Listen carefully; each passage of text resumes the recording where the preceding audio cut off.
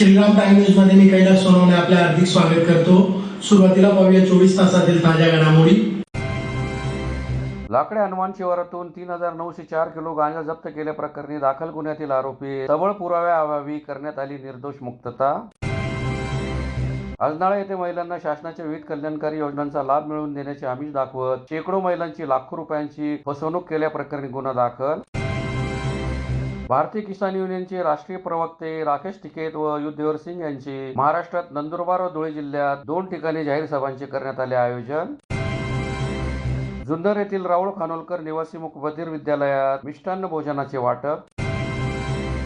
आणि गुरुपौर्णिमेनिमित्त गायत्री परिवाराच्या वतीने गुरुपौर्णिमा महोत्सव मोठ्या उत्साहात साजरा। आता बातमीपत्र विस्ताराने। शिरपूर तालुक्यातील लाकडे हनुमान शिवारातून 3904 किलो गांजा जप्त केल्याप्रकरणी दाखल गुन्ह्यातील आरोपी मांगीलाल बारकू पावरा याची सबळ पुराव्याअभावी जिल्हा सत्र न्यायाधीश समृद्ध संजय भीष्म प्रधान यांनी निर्दोष मुक्तता केली आहे। शिरपूर तालुक्यातील लाकड्या विहीर येथे तब्बल 3904 किलो गांजा जप्तीच्या गाजलेल्या प्रकरणात धुळे जिल्हा व सत्र न्यायालयाने मांगीलाल बारकू पवार या संशयिताची अखेर सबळ पुराव्याअभावी निर्दोष मुक्तता केली आहे। तपास प्रक्रियेतील गंभीर त्रुटी, पंचनाम्यातील विसंगती तसेच अंमली पदार्थ प्रतिबंधक कायद्यातील अनिर्वाह तरतुदींचे पालन न झाल्याचे आढळून आल्याने जिल्हा व सत्र न्यायाधीश समृद्धी संजय भीष्म प्रधान यांनी हा महत्वपूर्ण निकाल दिला आहे। या खटल्यासंदर्भात अधिक माहिती अशी की 16 जून 2020 रोजी स्थानिक गुन्हे अन्वेषण शाखेला गुप्त माहिती मिळाली होती की शिरपूर तालुक्यातील लाकड्या हनुमान गावाजवळ एका शेतात चाऱ्याच्या पेंडाखाली मोठ्या प्रमाणात गांजा लपवून ठेवण्यात आला आहे। त्यानंतर पोलीस अधीक्षकांची परवानगी होऊन पथकाने संशयास्पद ठिकाणी छापा टाकला। या कारवाईत चाऱ्याच्या ढिगाऱ्याखालील गोण्या व पत्र्याच्या गोठ्यातून एकूण 128 गोण्यांमध्ये तब्बल 3904 किलो गांजा पोलिसांना मिळाला। एकाच ठिकाणाहून एवढ्या मोठ्या प्रमाणात गांजा जप्त केल्याची कदाचित पहिलीच वेळ असेल। घटनास्थळावरून नमुने घेऊन पंचनामा करण्यात आला आणि मांगीलाल बारकू पावरा याच्या विरुद्ध अंमली पदार्थ प्रतिबंध कायद्यान्वये गुन्हा दाखल करण्यात आला। या खटल्यात सरकार पक्षाने जप्ती पंच,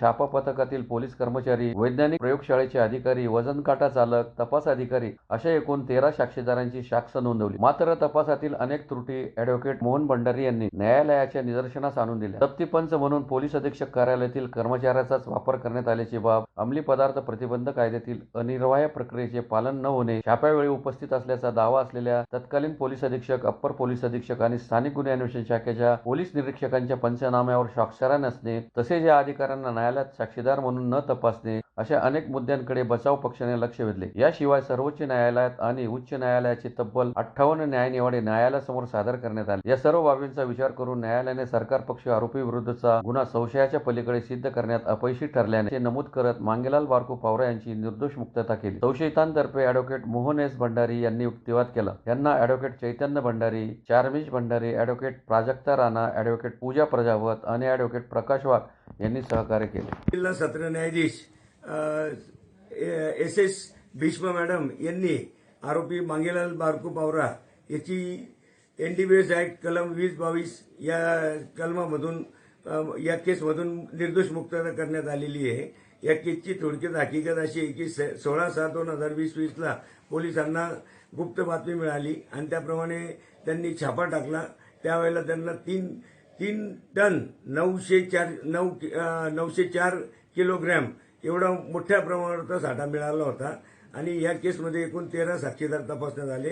13 साक्षीदारांमध्ये एकमेकांच्या विसंगती होत्या। या केसमध्ये साक्षीदार एकमेकांना पूर्णपणे विसंगत करत होते आणि त्याचप्रमाणे या केसमध्ये महत्वाची बाब म्हणजे त्यावेळेचे पोलीस अधीक्षक, अप्पर पोलीस अधीक्षक आणि LCBचे पोलीस निरीक्षक या लोकांनी भेट दिली होती छाप्याकामी, परंतु त्यांच्या पंचनाम्यावर सह्या घेतल्या गेल्या नाही आणि त्यांना साक्षीदार म्हणून तपासले नाही आणि या केसमध्ये महत्वाच्या तरतुदीचं पालन केलं नाही। त्यामुळे कोर्टापुढे जवळपास 58च्या आसपास सर्वोच्च न्यायालय आणि उच्च न्यायालयाचे दाखले दिले आणि कोर्टाला आरोपी विरुद्ध कुठलाही सबळ पुरावा न मिळाल्याने मेहरबान कोर्टाने आरोपीची निर्दोष मुक्तता केलेली आहे। धुळे तालुक्यातील आजनाळा येथे महिलांना शासनाच्या विविध कल्याणकारी योजनांचा लाभ मिळवून देण्याचे आमिष दाखवत शेकडो महिलांची लाखो रुपयांची कथित फसवणूक झाल्याची गंभीर बाब समोर आली आहे। या प्रकरणी 26 जुलै 2026 रोजी धुळे तालुका पोलीस ठाण्यात संबंधितांविरुद्ध गुन्हा दाखल करण्यात आला आहे. धुळे तालुक्यातील आजनाळे येथे महिलांना शासनाच्या विविध कल्याणकारी योजनांचा लाभ मिळवून देण्याचे आमिष दाखवत शेकडो महिलांची लाखो रुपयांची कथित फसवणूक झाल्याची गंभीर बाब समोर आली आहे. या प्रकरणी 26 जुलै 2026 रोजी धुळे तालुका पोलीस ठाण्यात संबंधितांविरुद्ध गुन्हा दाखल करण्यात आला आहे. याबाबत अधिक माहिती अशी की आजनाळे येथील मनीष अण्णा भोसले, अनुसया मनीष भोसले तसेच सडगाव येथील विनोद कांतीलाल पवार यांनी महिलांना केंद्र व राज्य शासनाच्या योजनांचा लाभ मिळवून देण्याचे आश्वासन दिले. तसेच प्रत्येकी रुपये 70,000 अनुदान मिळेल असे सांगून सुमारे 350 ते 400 महिलांकडून प्रत्येकी रुपये 20,000 रक्कम घेतल्याचा आरोप करण्यात आला. मात्र प्रत्यक्षात अनुदान मिळण्याऐवजी संबंधित महिलांच्या बँक खात्यावर रुपये 1,60,000 कर्ज दाखवण्यात आल्याचे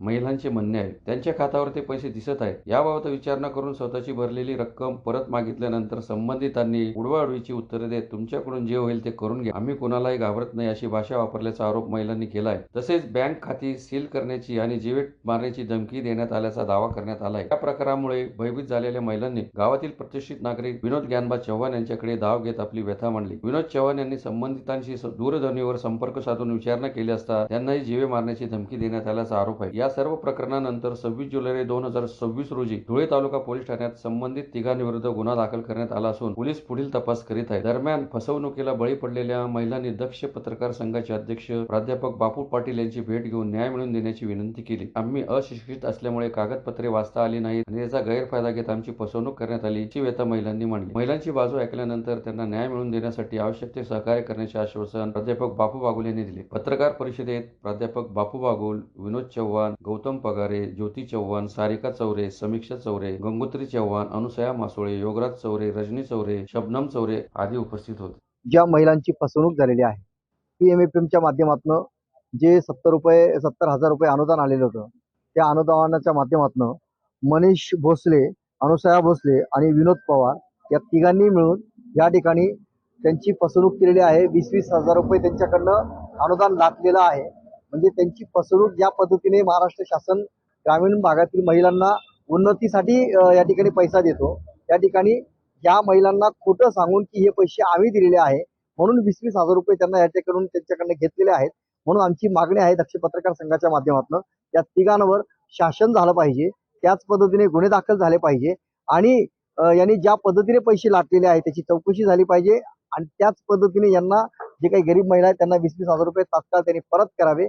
या मागणीसाठी आम्ही माननीय जिल्हाधिकारी SP साहेब आणि तालुका पोलीस स्टेशनचे PI यांच्याकडे जाऊन ही मागणी पत्रव्यवहार करून जर त्याच्यावर तशी प्रकारची परिस्थिती निर्माण नाही करून दिली किंवा गुन्हे दाखल नाही झाले तर आम्ही पुढचा जो काही पाऊल आहे तो आंदोलनाचा असेल आणि आंदोलनाच्या माध्यमातून या महिलांना मी न्याय मिळवून देईन. शेतकरी विरोधी अमेरिका भारत व्यापार करार संदर्भात तसेच शेतकऱ्यांच्या विविध प्रश्नांवर मार्गदर्शन करण्यासाठी भारतीय किसान युनियनचे राष्ट्रीय प्रवक्ते राकेश टिकेत व युद्धवर सिंग हे देशव्यापी दौरा करीत असून महाराष्ट्रात नंदुरबार व धुळे जिल्ह्यात दिनांक 1 ऑगस्ट रोजी त्यांच्या 2 जाहीर सभांचे आयोजन करण्यात आले असल्याची माहिती किशोर ढमाले व चंद्रशेखर नलावडे पाटील यांनी पत्रकार परिषद घेऊन दिली. शेतकरी विरोधी अमेरिका भारत व्यापार करार संदर्भात तसेच शेतकऱ्यांच्या विविध प्रश्नावर मार्गदर्शन करण्यासाठी भारतीय किसान युनियनचे राष्ट्रीय प्रवक्ते राकेश टिकेत व युद्धवर सिंग हे देशव्यापी दौरा करीत आहेत. महाराष्ट्रात नंदुरबार व धुळे जिल्ह्यात दिनांक 1 ऑगस्ट रोजी त्यांच्या 2 जाहीर सभांचे आयोजन करण्यात आले असल्याची माहिती सत्यशोधक शेतकरी सभेचे सेक्रेटरी किशोर ढमाले व भारतीय किसान युनियनचे प्रदेशाध्यक्ष चंद्रशेखर नलावडे पाटील यांनी पत्रकार परिषद घेऊन दिली. सध्या पावसाच्या अनियमिततेमुळे राज्यातील अनेक भागांमध्ये चिंतेचे वातावरण आहे. काही ठिकाणी दुबार पेरणीचे संकट ओढवले आहे, परंतु संकटे ही काहीशी नैसर्गिक परिस्थिती सरकार निर्मित असतात. अशा संकटांचे परिणाम अनेक पिढ्यांवर होतात. 1990च्या दशकानंतर कृषी क्षेत्रात खुल्या बाजाराच्या धोरणाला मोठ्या प्रमाणात प्रोत्साहन देण्यात आले. त्यातून शेतकऱ्यांना चांगले दिवस येतील अशी आश्वासने देण्यात आली. मात्र आजही जगातील एकही देश असा दाखवता येणार नाही जिथे शेतकरी केवळ मुक्त बाजारपेठेच्या जोरावर समृद्ध झाला. अमेरिका, युरोप, चीनसह अनेक विकसित देश आजही आपल्या शेतकऱ्यांना मोठ्या प्रमाणात अनुदान देतात. त्यामुळे त्यांच्या कृषी उत्पादनाचा खर्च सरकार उचलते. अशी अनुदानित कृषी उत्पादने जर भारतात मोठ्या प्रमाणावर आयात झाली तर भारतीय शेतीमालाला योग्य भाव कसा मिळणार? भारतीय शेतकरी त्या स्पर्धेत कसा टिकणार? हा प्रत्येक शेतकरी कुटुंबासमोर उभा असलेला अत्यंत गंभीर प्रश्न आहे. सध्या भारत आणि अमेरिका यांच्यात प्रस्तावित व्यापार करार अंतर्गत कृषी व दुग्धजन्य उत्पादनांच्या मोठ्या प्रमाणातील आयातीबाबत चर्चा सुरू असल्याची माहिती प्रसार माध्यमातून समोर येत आहे. अशा प्रकारच्या धोरणांचा भारतीय शेती, ग्रामीण व्यवस्था आणि कोट्यवधी शेतकरी कुटुंबावर दूरगामी परिणाम होऊ शकतो. त्यामुळे या विषयाची सखोल माहिती प्रत्येक शेतकऱ्यापर्यंत पोहोचणे अत्यंत आवश्यक आहे. तसेच शेतकऱ्यांच्या आत्महत्येत अभूतपूर्व वाढ झाली आहे. पीक विमा कंपन्यांच्या मनमानीमुळे शेतकरी संतप्त झाले आहेत. फडणवीस आणि ठाकरे सरकारच्या 3 कर्जमाफी योजना जाहीर होऊनही प्रत्यक्षात बँकांची वसुली चालूच आहे. मोदी सरकारने कांदा कपाशीबाबत आयात निर्यात धोरणाचा शेतकरी विरोधी वापर केला आहे. सर्व शेतीमालाला किमान हमीभाव देणारा गॅरंटी कायदा करण्याबाबत शासन गप्प आहे. बंदरे, विमानतळे, गरज नसलेले समृद्धी व शक्तीपीठ महामार्ग, बुलेट ट्रेन, पवन ऊर्जा कंपन्या, हरित ऊर्जा, अभयारण्ये, खाण उद्योग यांच्या जमीन बळकाव मोहिमेमुळे शेतकऱ्यांचे विशेषतः आदिवासींचे विस्थापन वाढले. आदिवासी व इतर जंगल निवासियांना हक्काचा सातबारा देण्यास नकार देणाऱ्या भाजप सरकारने 10 वर्षात देशातील 1,73,984 हेक्टर जमीन कंपन्यांना बहाल केली आहे. त्यातील 59,000 हेक्टर वनजमीन खाण उद्योगासाठी दिली. गडचिरोलीतील लॉयड्स मेटल कंपनीला तर जमिनीबरोबर 1,00,000 झाडे तोडण्याची परवानगी मिळाली. काँग्रेसच्या काळात पवन ऊर्जा कंपन्यांनी बेकायदेशीर जंगलतोड केली. आता भाजपच्या काळात राज्य मान्यता मिळाली आहे. जंगलात कंपन्या घुसवा आणि एसटी प्रवर्गात नव्या जाती घुसवा असा हा शासकीय उद्योग सुरू आहे. या सर्व प्रश्नांसंदर्भात सत्यशोधक शेतकरी सभा व भारतीय किसान युनियन यांच्या वतीने दिनांक 1 ऑगस्ट 2026 रोजी विसरवाडी तालुका नवापूर येथे दुपारी 11 वाजता शेतकरी सभा आयोजित करण्यात आली आहे. तसेच दुपारी 3 वाजता बाल आनंद नगरी साक्री येथे यशवंत माळचे यांच्या अध्यक्षतेखाली जाहीर सभांचे आयोजन करण्यात आले. या सभांमध्ये संयुक्त किसान मोर्चाचे नेते राकेश टिकेत, युद्धवीर सिंग, सत्यशोधक शेतकरी सभेचे करण सिंग कोकणी, किशोर डमाले, रणजित गावित, दिलीप गावित, शीतल गावित, मिरुलाल पवार व भारतीय किसान युनियनचे प्रदेशाध्यक्ष भाई चंद्रशेखर पाटील, राज्य महासचिव रुपाली पाटील, श्रमिक शेतकरी संघटनेचे राज्याध्यक्ष राजेंद्र भावके हे मान्यवर मार्गदर्शन करण्यात आहे. तरी या प्रसंगी खानदेशातील बंधू भगिनींनी हजारोच्या संख्येने उपस्थित राहण्याचे आवाहन करण्यात आले. या कर्जमाफीमध्ये सुद्धा अनेक प्रश्न आहेत. छत्रपती शिवाजी महाराज कर्जमाफी योजना, महात्मा फुले कर्जमाफी योजना या 2 योजनांनंतरही अनेक ठिकाणी कर्ज वसुली करण्यात आलेली आहे. दुसऱ्या बाजूला जुनं नवं करण्याचं प्रथा जी आहे तर त्या पद्धतीनं कर्ज हे मागच्या पानावरनं पुढच्या पानावर चालू आहे. निरनिराळ्या अटी शर्तींमध्ये हे कर्जमाफी नेहमीप्रमाणे अडकवण्यात आलेली आहे आणि नेहमीप्रमाणे मागच्या कर्जमाफीप्रमाणेच फडणवीस साहेबांचे आकडे सुरू झालेले आहेत आणि हे आकडे हे कमी जास्त नेहमीच होतात. कधी 32,000 कोटी जाहीर करून प्रत्यक्षात 19,000 कोटींपर्यंतच कर्जमाफी केल्याचेही आपल्याला सर्वांना माहिती आहे. तर त्यामुळे या कर्जमाफीच्या आकड्यांवरती जोपर्यंत अंमलबजावणी होत नाही तोपर्यंत विश्वास ठेवण्यासारखी परिस्थिती नाही. हे तशा अर्थानं मराठीत म्हणे लबाडा घरचा आवाज नाही, जेवल्याशिवाय काय खरं नाही. तर तशाच पद्धतीनं आहे आणि मागच्या कर्जमाफीच्या वेळेसच आम्ही सांगितलेलं आहे की हे कर्जमाफीचे आकडे त्याच्यात लाभधारकांचे आकडे सतत बदलत असतात आणि अटी शर्तींमुळे प्रत्यक्षात किती जणांना लाभ मिळणार आहे याचे आकडे शेवटी जाहीर होतील तेव्हा आपण बघूयात. रतन खत्रीच्या आकड्यावर विश्वास ठेवावा आणि फडणवीसांच्या आकड्यावर विश्वास ठेवू नये अशी परिस्थिती मात्र नक्कीच आहे. गेल्या 12 वर्षात आपण हे सातत्यानं अनुभवलेलं आहे. सत्य की जय.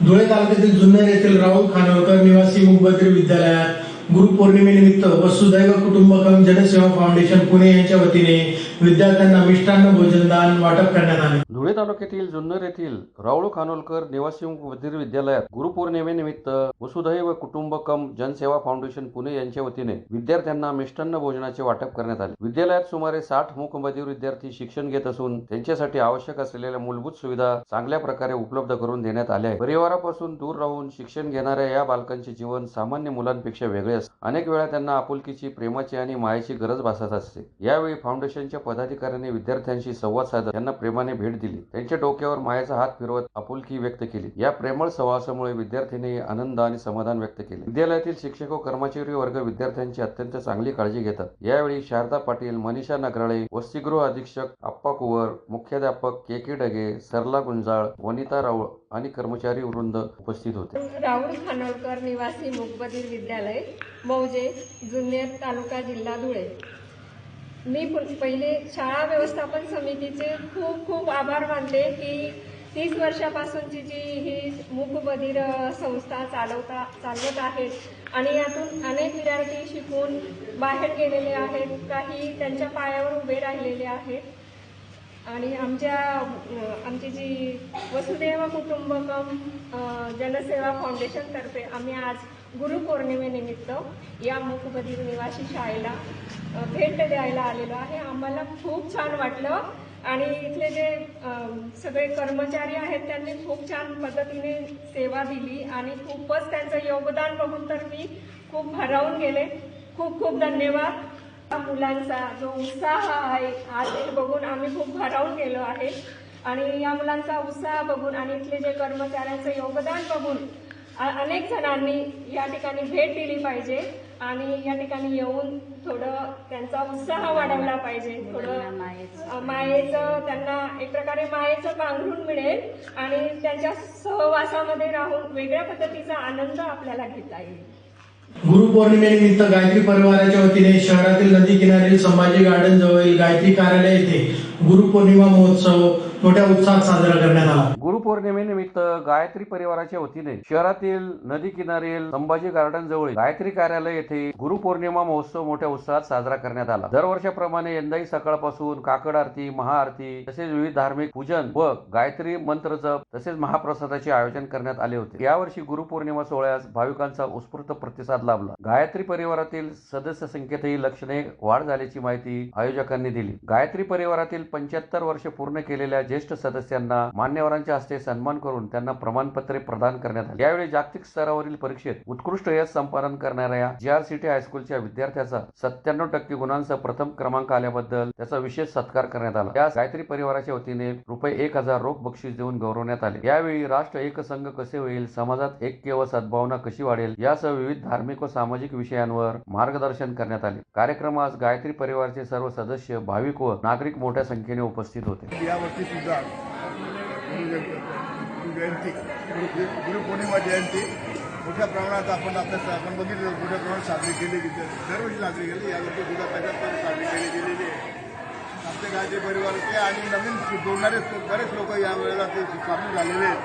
तसंच दुसरी गोष्ट यावेळेचं विशेष म्हणजे आमच्या एका कार्यकर्त्याचं 75 वर्ष पूर्ण झालं, त्याचाही आपण सत्कार केलेला आहे, त्यांना मानपत्र अर्पण केलेलं आहे. दुसरी गोष्ट एक आम्ही भारतीय संस्कृती ज्ञान परीक्षा म्हणून एक परीक्षा घेतली होती गायत्री परिवाराच्या मार्फत आखरी जागतिक लेवलला आणि त्या पद्धतीने मग प्रत्येक शाळांमध्ये विद्यार्थ्यांना त्या परीक्षेला बसवलं जातं. यावर्षी पण धुळे जिल्ह्यामध्ये ती परीक्षा घेतली गेली. जवळजवळ 2022 विद्यार्थी त्याला बसले होते आणि त्याच्यामधून JRCT हायस्कूलचा मोरे म्हणून विद्यार्थी तो पहिला आलेला आहे. 97% त्याला मार्क्स मिळाले आणि तो पहिला आल्यामुळे त्याचाही आज इथे सुरुवातीलाच आपण सत्कार केला आणि त्याला थोडं प्रेरणा म्हणून ₹1000 पारितोषिक आम्ही त्याला दिलेलं आहे. आणि गायत्री परिवार आपल्याला माहिती आहे की हे सर्व आता आपण जे सगळं ऐकलं, गायत्री परिवाराच्या घोषणा ऐकल्या, काय त्यांनी मागणी केलं, तर सर्व समाज कसा सुधारेल, राष्ट्र कसं सुधारेल, राष्ट्र एक सगळं कसं होईल, लोकांच्या मध्ये चांगल्या भावना देशाबद्दल, धर्माबद्दल कशा जागृत होतील आणि एकमेकाला बंधुभाव कसा निर्माण होईल अशा पद्धतीने गायत्री परिवारचं काम चालतं. आणि म्हणून गायत्री परिवार जास्तीत जास्त लोकांनी सहभागी व्हावं अशी मी या प्रसंगी आपल्या सर्वांना विनंती करतो आणि सर्व नागरिकांना, बंधू भगिनींना निश्चित एक चांगल्या मार्गावर पाऊल टाकायचं असेल तर गायत्री परिवार आपण यावं असं मी आवाहन करतो. धन्यवाद. पुन्हा एक नजर ठळक घडामोडींवर. लाकडे हनुमान शिवारातून 3904 किलो गांजा जप्त केल्याप्रकरणी दाखल गुन्ह्यातील आरोपी सबळ पुराव्याअभावी करण्यात आली निर्दोष मुक्तता. आजनाळा येथे महिलांना शासनाच्या विविध कल्याणकारी योजनांचा लाभ मिळवून देण्याचे आमिष दाखवत शेकडो महिलांची लाखो रुपयांची फसवणूक केल्याप्रकरणी गुन्हा दाखल. भारतीय किसान युनियनचे राष्ट्रीय प्रवक्ते राकेश टिकेत व युद्धवीर सिंग यांचे महाराष्ट्रात नंदुरबार व धुळे जिल्ह्यात 2 ठिकाणी जाहीर सभांचे करण्यात आले आयोजन. जुन्नर येथील राहुल खानोलकर निवासी मूकबधीर विद्यालयात मिष्टान्न भोजनाचे वाटप. आणि गुरुपौर्णिमेनिमित्त गायत्री परिवाराच्या वतीने गुरुपौर्णिमा महोत्सव मोठ्या उत्साहात साजरा. याचबरोबर श्रीराम टाइम न्यूजचे बातमीपत्र संपले. दिवसभरातील ताज्या घडामोडींसाठी पाहत राहा श्रीराम टाइम न्यूज. भेटूया पुढील प्रसारणात. तोपर्यंत नमस्कार.